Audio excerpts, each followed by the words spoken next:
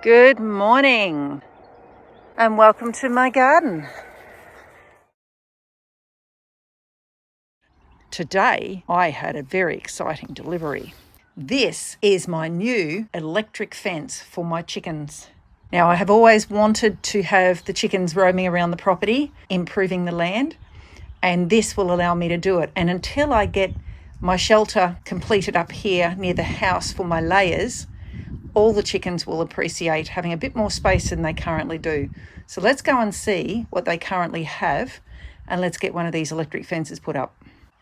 So this is a pen our chickens have been living in for the last few months, and I have been dutifully dragging it around the property every day to keep them having fresh grass and to keep their feet clean. Unfortunately, the pen's just too small for them, and it's very hard to move on sloped ground. Hello, chookies. Hello, big boy. Hello. As you can see, with a small cage, they're sending in their poo all the time, and it's not healthy for them, and it means the eggs get rather disgusting, and I've had to throw some eggs out because they've just been too covered with feces. This electric net is actually 1.2 metres high. Now, when you research a lot of options out there, they're usually 900 millimetres high, or 0.9 of a metre, or they're 1.1.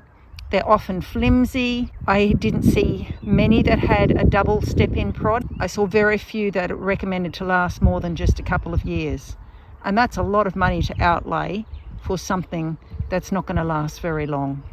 This is produced by company Premier in the United States and on-sold in Australia through Chicken Caravan. I had to wait a good long time for this one, as they sell out very fast. This electric fence is going to allow us to give them the run of a larger area through the day so that their pen will stay much cleaner, and we can just keep adding deep litter to keep it clean. I was concerned about how I'd cope carrying this around to move it every time it needed to be moved. I just carried it from the front door to here, and it was a significant weight, but it wasn't unmanageable. I think I'll be okay moving it. The instruction video suggests that once you've laid it out and you've rolled it open, you should be able to just walk along and drop the sections of net and it will be all ready to go. So let's give it a try. Okay, so roughly that's where the fence is going to go. This is a 50-metre fence that allows the pen to go all the way around their cage, and once we get an energiser, they'll be able to come in and out of that pen at night and day as they wish. But for now, until we get an energiser, they'll be let out by us during the day and put away every night to keep the foxes away. The idea is that the one pen doesn't have to be moved, but the electric fence can be moved. And then in future, I can make it come up here or below there or down that way. There are lots of different options. So I've got the fence up now. What have I learnt putting it up? Oh, I've learnt it's hot in the sun. It had the dual prod prongs at the bottom of the post. This is to make it easier to be trod in. You put your foot on there and push it in that way. So that worked rather well, except that every time I tried, I hit a rock. The best way to get a fence nice and tight is to do it in a straight line. Of course, the rocks getting in the road made that a problem. So it was a process of putting it in a bit, pulling it out, putting it in, pulling it out. And it was much easier to put in and out than it would be if I was carrying a picket and a picket driver. I did actually try using a mallet to help me hit it in. The mallet did help, unless I'd hit a really big rock. I believe it would be useful for me in future to carry a mallet because sometimes I won't be able to just tread them in. This is a 50-metre fence, and you can see it wraps around. I've just noticed here, you've got to be careful that you haven't tangled it. I'm also curious about how it's going to go with the grass triggering the live lines. You can see that one has wire in it and this one does not. That's because this one is always going to be on the ground, and if this one's up off the ground, they need to be encouraged to not press against it. Got a second one. I can set up the other one in such a way that when they need a new area, the other one's already constructed and I largely just have to fix it up around the cage itself. So let's see how this works. I'm interested to see if they even try getting out with just this. It's more space than they're used to, so I don't expect them to try and get out. So there it all is. And thank you, Chicken Caravan, for stocking this Premier electric fence. Oh, look at them loving the clover that they've discovered.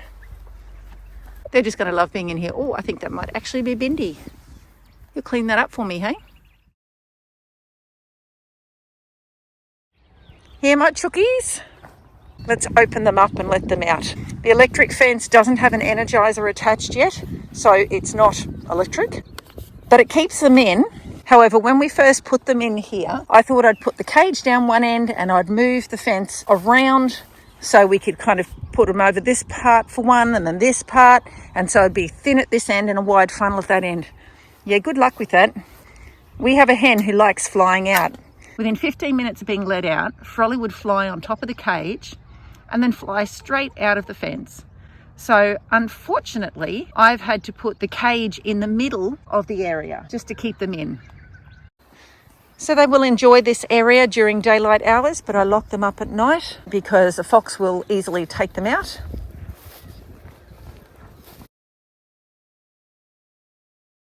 The calendar says it's been a month since we moved the chook pen electric fence, so it's time now to move it again. Last time when I moved it, I discovered that not only was it hard to get the prongs into the ground because of all the rocks, actually a large number of the prongs had been bent because of the rocks. So I don't actually know how long this electric fence, these posts will work very securely. I used pegs in the corner to hold them up so that they were easy to see, so that they were more strong. You can see they've got quite a bit of flexibility about them, but with the peg in the corner, it holds it more sturdy. I've been leaving the chooks in one spot for a month because that's quite often enough to move a fence like this. I think there are certain types of people that can move electric fences quickly, and maybe it has something to do with whether they do it themselves or whether they have machinery to help them or a second set of hands. Monthly is quite enough for me. I've got enough going on when I do it all myself. So I bought the energizer. It's a Nemtek energizer. It's solar operated and the light says there's a battery working.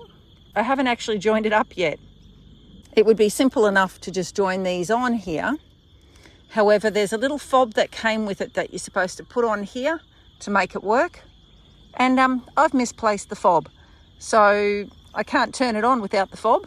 Perhaps that's not the best design, that you have to have a fob to turn it on and off. But anyway, I need to get myself that fob and then I can turn it on properly. Originally, I had the plan to put the cage in one corner, leave it there, and then just move the fence around like a wagon wheel around the cage. Unfortunately, they tried to fly out.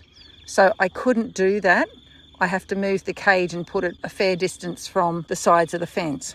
Perhaps when I get the fence connected and they experience a jolt when they go near it, maybe that will change their minds about flying out. Or maybe after having been in the fence for a few months, they will learn that it's okay to stay within the fence boundaries. At the moment, they put a lot of effort into trying to get the grass that's on the outside of the fence. You know, the old adage, it's always greener on the other side. Well, in this case, this is actually the soakage trench, so it does get quite green here.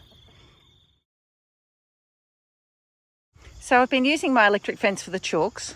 I haven't yet hooked it up with power, but it's done the jobs of keeping them in. And so I've been a bit slack at moving it. As you can see, it's become rather overgrown. We have brought the push mower in here once to mow it down so we could get around. But now that I'm wanting to move the pen, I encounter this problem. This is absolutely a bad plan for electric fence. Partly because it's not going to work well when it's got all this grass against it. Plus, it's a real pain to try to get it out. I'm using a machete to cut just beyond the electric fence. So I'm holding it up and I know it goes straight down here. So I'm cutting the grass here and I do 2 or 3 swings and then I move it away with my foot and I do 2 or 3. It's going to be tricky getting it out of this corner. So I've learnt my lesson. I need to do it more often. And they're going to try and get out while I'm trying to move it. With the rest of the fence, I have freed it from grass all the way around. I don't think they'll get out down there. They like my company, so they're going to hang around with me while I'm doing this. I still have to find a better way to move the fence without having to completely deconstruct it. While the grass is growing so fast, I can't leave one fence set up and move the other one, like leapfrogging them. I can't do that. I have to move the fence every month. So I'll continue working towards that. But for now, I've got an electric fence to release. So we moved the chooks pen yesterday afternoon, and it was quite an effort. The hardest part of the job is moving the actual pen. It's heavy. The ground here is not level. The grass is very thick, and dragging it up the hill is difficult because the grass hangs onto the pen along the bottom and adds a lot of drag weight. So it's quite an effort dragging it around. I'm looking forward to not having to move the pen anymore. I'm also looking forward to figuring out how to make lighter pens that I can leave in the field. I can't have any really lightweight shelters because we have a lot of wind that roars up this hill, and we have had shelters blow away before. So I'm thinking maybe we should look at something like a half tank, something that can be low to the ground and that more aerodynamic shape. Maybe that would be better. I know this iron with these bricks on here is a bit of a risky thing to do because it wouldn't take much for the wind to blow them off. But for now, this is what we have. I do want to have animals rotating around this back paddock here. One of the reasons I'm very keen on doing that is because I know that chicken manure is very effective at improving the ground. Also, there's nothing better than fresh grass and weeds and insects for the chickens to eat. They've enjoyed this patch here for a month, from about where this half IBC is, all the way around to over there, approximately the same corner post as we have here on this one.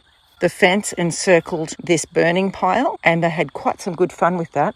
They created tunnels under the burning pile, and I'm pretty sure they had a good feed of bugs while they were under there. They spend a lot of time under there and around there. I want to see what they do with all this grass here.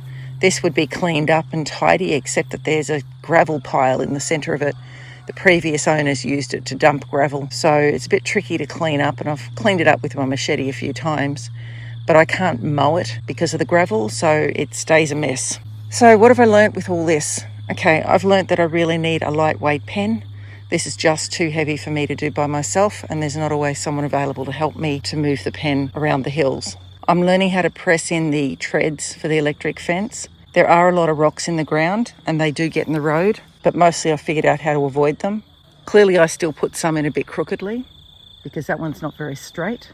Last time I moved the fence, in order to prevent the corner post from being bent in, I put the gate right in the corner. I didn't manage to arrange that this time because of how I organised it. And it seems to me if I'm going to be repositioning the electric fence, unless I pull it all out first and reposition all of it, it's really hard to make it start and stop where I want to. I do have two fences, but thus far I've only used one fence, and I've moved the fence when the chooks are either locked up or in the evening when they're likely to be wanting to head back to their home and I don't have to worry about them exploring my veggie garden. But the fence is a considerable weight, and my dodgy elbows don't appreciate carrying it around. I'd like to think I can make a contraption to help me drag it around. The energiser sitting over there requires a picket to be put in every time. So I guess alternatively I could have a rotation over a certain number of spaces where I leave pickets and then just move the energiser off the top of the picket. I guess that could work. Trying to reduce the amount of work I have to do by myself. I'm not convinced electric fences are going to work for me. For now, I'm thankful for a way to allow the chooks to explore and to have a bit of fresh grass and not be locked up all day.